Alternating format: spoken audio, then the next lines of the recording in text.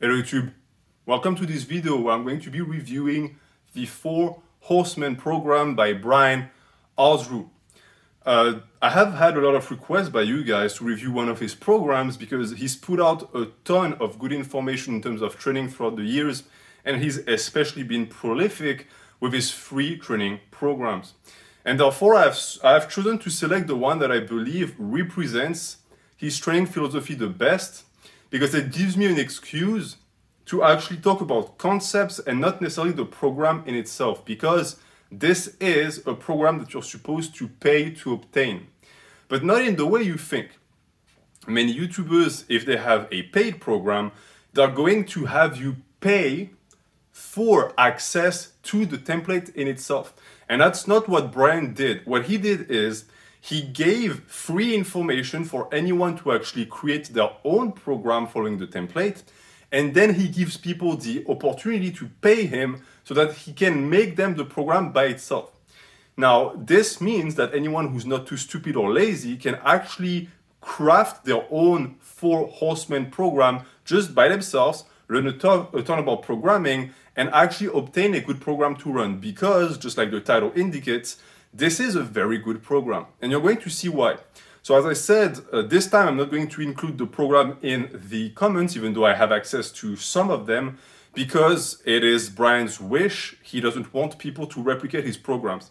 And I think that beyond a simple financial aspect, the most important thing is, I believe he wants people to actually program for themselves. And that is something I can only respect, so I'm going to go with his wish. Instead, what I'm going to put in the description is his video, where he gives you a great rundown of the 4 Horsemen and how to make one for yourself, and 2, my own take on it. Because even though I do think it's a good program, I still believe there can be some modifications brought to the entire concept so that it's better for hypertrophy. So I'm going to make my own version based off of his ideas. So understand that this video is not going to be an actual explanation of the program. He does that better than me. It's going to be a critique. Okay, it's going to be an actual review. I'm going to go through, but just as I said, I'm not going to base it off of an actual, tangible program. I'm going to base it off of ideas. And you're going to see that, despite what you might think, it's going to be even more interesting, because we're going to be able to talk about concepts, and concepts are always more interesting than applied programs, at least in certain cases, not all the time. So this program is by a strongman, which is interesting because it's one of the best hypertrophy program you can find. Compared to all of the other programs that are reviewed from powerlifters or bodybuilders that tend to be shit, this one is actually great. So I'm going to finally have some positive things to say about a program. And as I said, the interesting thing is that you can clearly tell when you listen to the guy talk that he has a deep understanding of programming, and that he has refined his program based off of experience and practice, and he didn't just scribble down a few rep ranges with a few exercises and say, fuck it, if it works, it works. No, he put it to the test. This is why the program looks solid. There's no massive flaw in his program because it was clearly put through an alpha and a beta test. And that leads to, as I said, a good regimen for hypertrophy. And it is sort of marketed that way, meaning that I know that most people who run this program, and many programs by Brian Alsruhe, which is a name that is incredibly complicated to pronounce for a Frenchman such as myself, they do it because they want to get bigger. And for the most part, they didn't make a bad choice, because it's actually going to accomplish it. The peculiarity of the 4 Horsemen is that it's a program that is supposed to be ran in a giant set format, meaning that it's compressed. And by compressing it, and compressing each day, you save a lot of time, meaning that most of your sessions will be done between 60 and 70 minutes. So it's an hour pretty much per session. So if you train 4 times a week, it's 4 hours. That is fairly reasonable. But you're going to see that despite it being very compressed, it's not easy, because something like my novice program would take you roughly as much time, but it's because it's a novice program. This is much more challenging, as you do it for 4 days, and it functions within a system that is comprised of 4 weeks waves, which explains the name, the 4 Horsemen. Now, I'm not going to insist too much on the waves because for hypertrophy, they're not necessary, but I'm still going to mention them because they are an essential part of the intensity manipulation of his program. So I cannot just push them aside because you will see that even if they're not technically super interesting for people who just want size, they still have an application. So you can't just take them away. But you will see that I will trim a ton of his practices that I believe just don't apply for bodybuilders. You do also a system that is hinged on the application of 4 different blocks. Each block, again, works as an intensity and volume manipulation strategy, which is the best way, in my opinion, to approach that type of practice.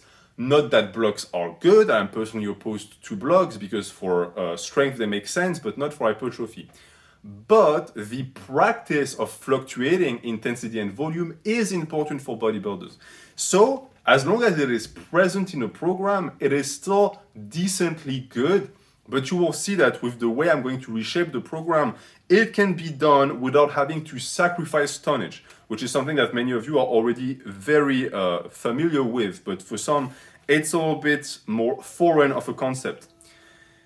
The entire thing is hinged around self-regulated training sessions, meaning that it's not all on paper, which to me is a good thing. I know some people don't like it. Some people like to have their exact percentage and they want everything to be like picture perfect all the time. I'm not like that. I like to improvise, but you quickly found out that the programs that allow you to improvise tend to be the best and the smartly crafted programs, because to be able to improvise, you need to have mechanisms put in place that allow that.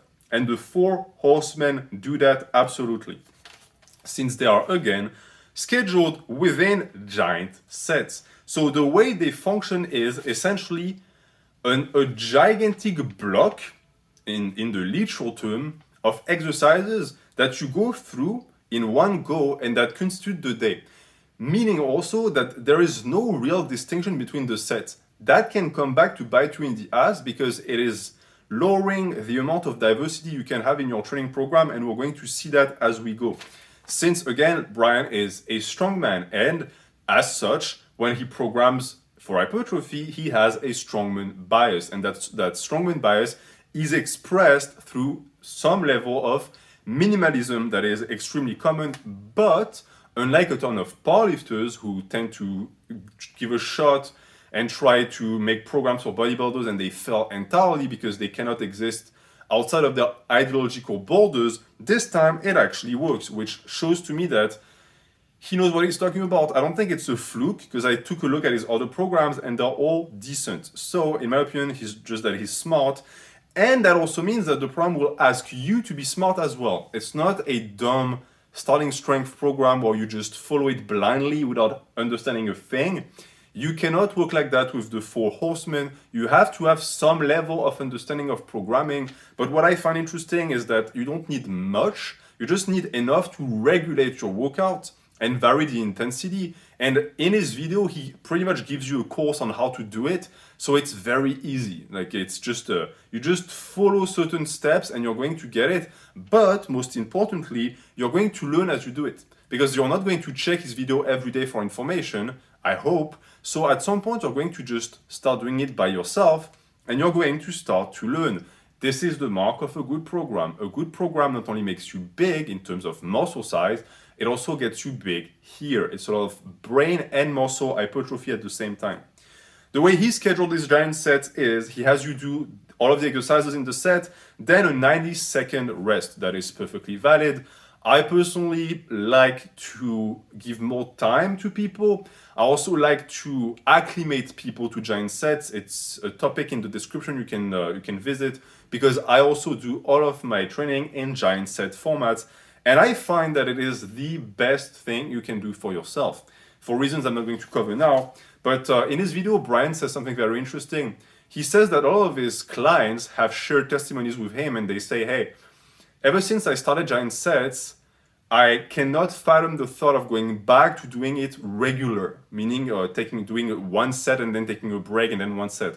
And that's very simple. And it's for a very simple reason, is because you get into a state and a mode where you are so efficient that when you go back to the previous mode, you feel that you're wasting your time, and you are in a sense, because a lot of rest in between sets is not always warranted.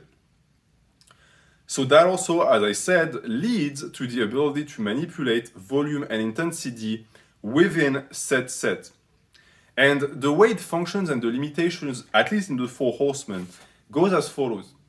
When you utilize the manipulation of the set and the scheduling of the set, rather, to be able to manipulate volume and intensity, it becomes very tempting to do it within the session itself, meaning that it becomes very tempting to do what he does, which is separate the intensities between categories and then have a certain exercise, like for example bench, take place within a very high intensity, and then an exercise that follows take place in a lower intensity.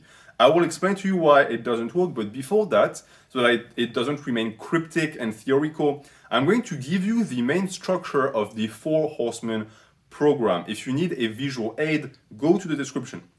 So the way he scheduled this is like this. You start with an antagonist muscle group. He christens that A, so it's letter A. You follow that with your main mover, which is B, and then the C is core, so core movement, and then the D is conditioning. That is your day. Right there is the structure of your day. Once you're done with that, you go home. Meaning what? Meaning that it is both minimalist and at the same time it's not, because you're not doing just one exercise, right? If you apply the same logic without the giant set format, that would mean doing just squat and then going home, which would be, of course, garbage for hypertrophy. But because the Four Horsemen is Four Horsemen and not one, you have other things that come with it, and that makes all the difference. So for example, you could do A, antagonist, a row, and then B, a main mover. So the main mover could be, for example, a bench press. And in reality, I'm going about it the wrong way, because as he would tell you, you select the B movement first, because it's the main mover. But then the antagonist is going to go and echo off of that. So if you choose a bench, that's an horizontal press, you have to do an horizontal pull to complete that. This is based on the idea that you want to match the type of muscles you use so that you never build an imbalance. I'm not against that per se, because it still, at the end of the day, makes you work different muscle groups. I do think, however, that it's not as necessary as people think in terms of injury prevention, meaning that you don't necessarily need to do it in that format. Yes, you need to absolutely work all of your muscles, but you don't need to work them like this. You don't need to do rows and bench. You could be doing bench one day and rows another day, the muscles still develop, and you avoid imbalances. But doing it like this gives you an excuse to have those movements communicate with one another. So that's not bad at all. And you will find that it shouldn't take away from your ability to perform, as I often say with giant sets.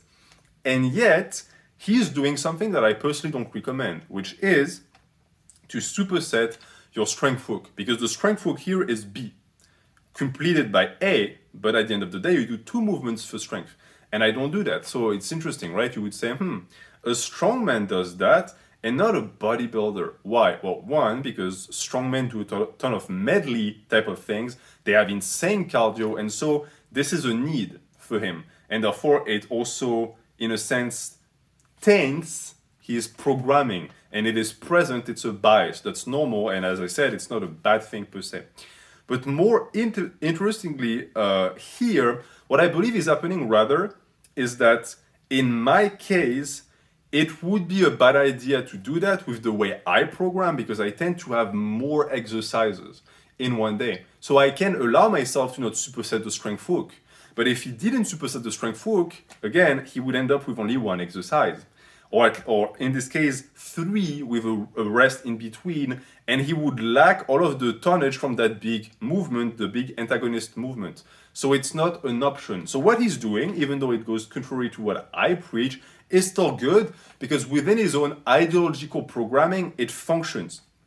So you do your antagonist, your rows, then your main mover, your bench, for example. And then after that, you're going to do your core movements. So the core can be anything like leg raises, leg twists, whatever. Anything that targets the core. This for an athlete is essential because your core links the upper and the lower body together, and you need a very strong core. But for bodybuilders, it also works. I personally preach working on your core every day, and I preach doing it in supersets so that you actually do it. A lot of people say, oh, I'll do abs at the end of the day. And at the end of the day, what do? You go home because you're tired. If you superset abs, you don't have a choice or an excuse because it's in the set. So you just do it, and that's how you get great abs. The only thing interesting is, and sort of a contradiction in my opinion, is that he says in his video that a lot of people don't think you should isolate the core, and he thinks they're wrong. And of course, he's correct. They are absolutely wrong. The people who tell you, oh, just do squat and deadlifts and brace and you'll have a six-pack, tend to have guts. So of course, don't take advice from them. But I also noticed that at the same time, he has the same philosophy for the arms and the traps. He has a tendency to want to only use compounds to grow the arms, only use compounds to grow the traps, and that also is limited. So I find it interesting that he cannot see that contradiction in his own ideological background and matrix, but that also comes from the fact that he's a strongman, and strongmen tend to develop these muscles via compounds because they need compounds to be performant in their events. This is going to be a limiting factor for bodybuilders. So of course, in this case, I will tell you to also isolate those muscles. If you isolate the core, why not the arms? Do it all. But the problem, of course, is that if you look at his program, there's no space for that. Because where do you put it? A, antagonist, B, main mover. Okay, antagonist, so for you to be able to work your biceps on antagonist, you would need to work your triceps on the main mover, but he won't allow you to do that because the main mover must be a compound, and there is no such thing as a compound that only works the triceps, besides the scroll crusher, but I don't believe he would allow the scroll crusher because it's not a competition lift. See, that's the logic behind it. I would say for yourself, feel free to do whatever. But the problem is, and that's also something he foreseen, I think, if you do that and you do scroll crushers for B and then curls for A, you're doing an arm day. So that's not a problem per se, but it's going to lack compounds because even though there is a strong compound movement focus on this program, it makes sense, it's minimalist. You have to have compounds in this type of programs or else the trainee never moves any weight and they never go anywhere. So that's also where the compound movement focus comes from. But as I said also, in my rendition of the program, you will see that I'm making a difference, and the difference will be as such. He has you do antagonist, main mover, core, and then conditioning. And of course, that's essential because he's a strength athlete, but you are not. And you don't care about being one, you want size. So for us, I'm going to take that D, no pun intended, and I'm going to replace it with isolation, okay, with movements that actually we are going to be very interested in terms of hypertrophy and growth. And the same thing is going to happen with his dichotomy between upper and lower. Because if you look again at the way he structures the four horsemen, if you do an upper, he will have you do a type of antagonist that is going to be focused on hypertrophy. So for example, if you do, again, a bench, he will have you do a row. But if you do a squat, for example, for your main mover, he will not have you do a hip hinge. For the antagonist, he will have you do an explosive movement, like a kettlebell swing. That is, of course, acceptable, and not just acceptable, but smart. Because in this case, if you were to open with a Romanian deadlift, for example, then squat, that would lower your performance. It's not the same as a row and a bench press, because something that you will quickly find is that the muscles of the upper body tend to be doing their own thing. They're mostly, well, how do you say that in English? Independent.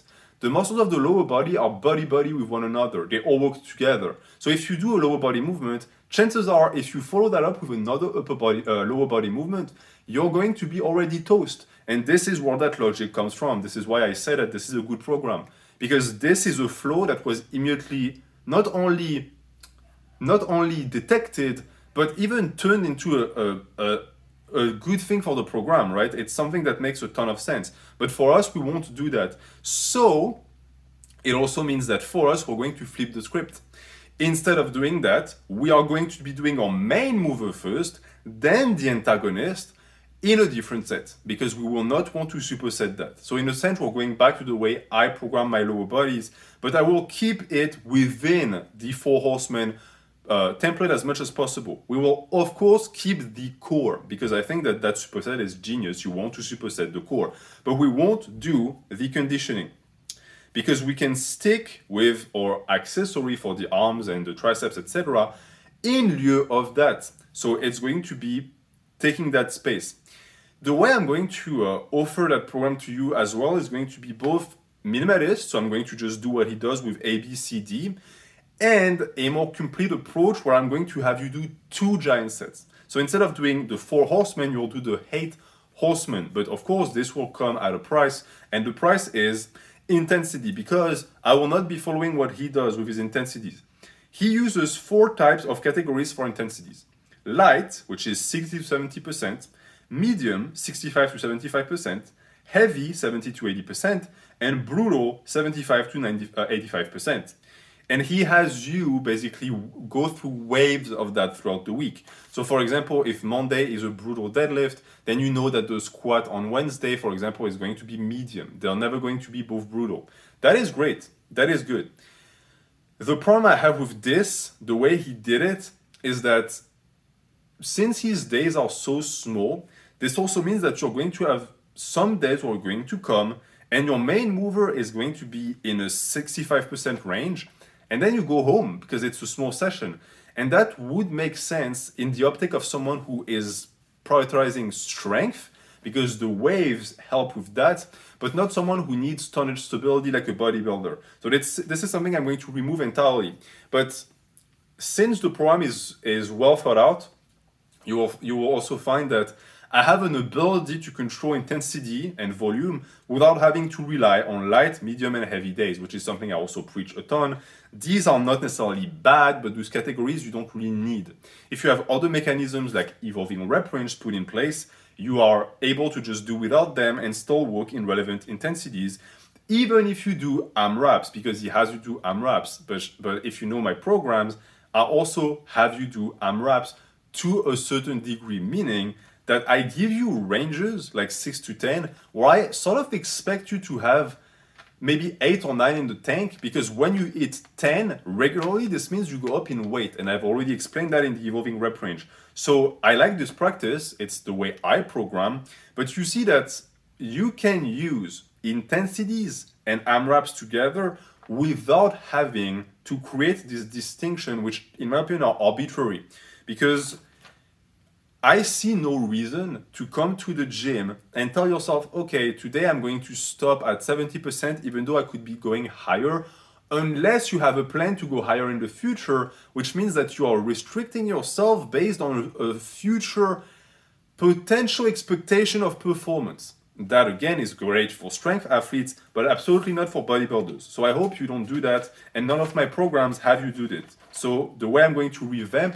the 4 horsemen into the 8 horsemen is not going to include that, because I want your body to get used to PRs. I have people who ask me all the time, hey, how do you do a snatch grip deadlift for 8 reps to failure, and then 2 days later do the squat to failure? Well, it's very simple. My body is used to it, and therefore the recovery aspect also is tuned towards that, and the rest of my program as well. I am not saying that his program is lazy, however. I am saying that it is lazy on certain days because you're expected to be massively performant on other days. But I have found that this practice is not congruent to a good approach to bodybuilding and to hypertrophy in general. Because to me, these waves and the assistances that he has you do also can get trimmed.